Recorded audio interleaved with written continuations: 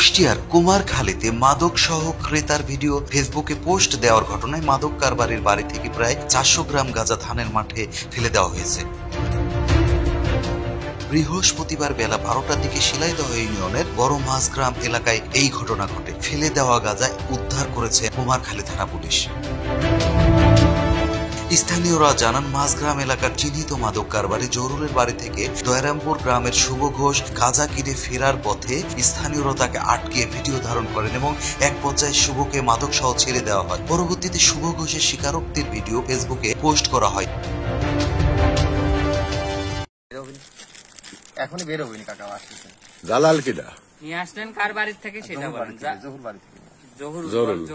ও, আর কিছু নেই না, শুধু এটাই।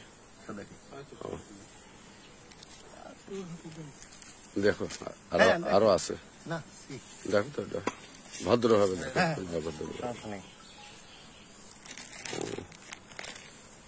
কাকা আমি বলবো বাগান মানুষ যেটা ভালো মনে করেন, লজ্জা মান সম্মান দেখেন কাকা আছে, মান সম্মান তো মাথা যাবে না।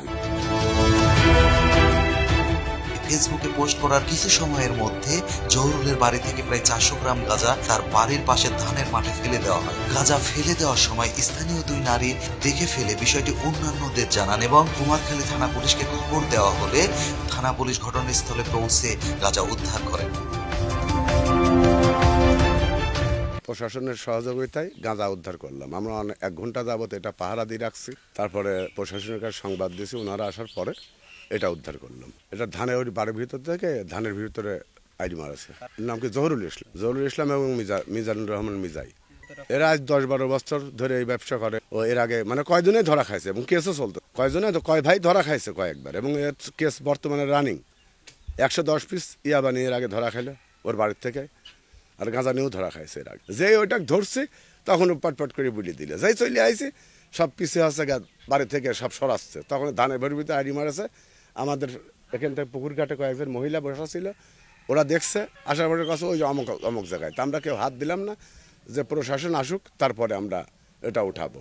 হ্যাঁ, এখানে এসে দেখলাম এই ধানের ভূত থেকে এই বাড়ির পিছন থেকে মানে ওই গাঁজাটা উঠানো হলো মিজাইয়ের বাড়ির পিছন থেকে। মানে মিজাইয়ের ধানের ভই, জহুরুলের ধানের ভই, ওখান থেকে গাঁজার প্যাকেটগুলো ওঠানো হলো। এলাকাবাসী হিসাবে এরাটা প্রতিহত করতে হবে, এরাটা দৃষ্টান্তমূলক শাস্তির ব্যবস্থা করতে হবে। এখান থেকে প্রশাসনের মাধ্যমে আমরা গাঁজা উদ্ধার করলাম জহুরুলের বাড়ির পিছন থেকে। ও বহুত দিন যাবতে এই ইয়াবা, তারপরে হচ্ছে ফেন্সিডিল, গাঁজা এগুলোর ব্যবসা করে। আমরা চাই এলাকা থেকে এই মাদক নির্মূল করতে, কারণ এর জন্য যুব সমাজ ধ্বংস হচ্ছে। আর এই জহুরুলের এবং ওদের দুই ভাইয়ের আমরা দৃষ্টান্তমূলক শাস্তি কামনা করছি প্রশাসনের কাছে। রোদ লেগে গেছে, ঘাস কাটে ওই যারা বসেছিলাম না, লীলা নিজে করে ধান ফেলা দিলে আমরা ওখানে বসে থাকি। এসে আমার ছেলে ওখানে খাস ছেলে কাছে এসে বললাম বিশ্বাস চাইতাম। আমি আর আমার যা হইলে ওই মনে পুকুরের বাড়ি বসেছিলাম, লীলা এসে ফেলা দিয়েছে। আর লীলার আব্বা হইলে আমার ওই অন্দি দই দিলে আমরা মনে করছি পুলিশ আইছে, জহিরুল এর বিশ্বাস চাই। এ বিষয়ে কুমারখালী থানার ভারপ্রাপ্ত কর্মকর্তা আকিবুল ইসলাম জানান, মাঝগ্রাম এলাকার জহুরুলের বাড়ি সংলগ্ন ধানের মাঠ থেকে 400 গ্রাম গাঁজা পরিত্যক্ত অবস্থায় উদ্ধার করা হয়েছে। এ বিষয়ে আইনি প্রক্রিয়া চলমান। লিপু খন্দকার, কুমারখালী, কুষ্টিয়া।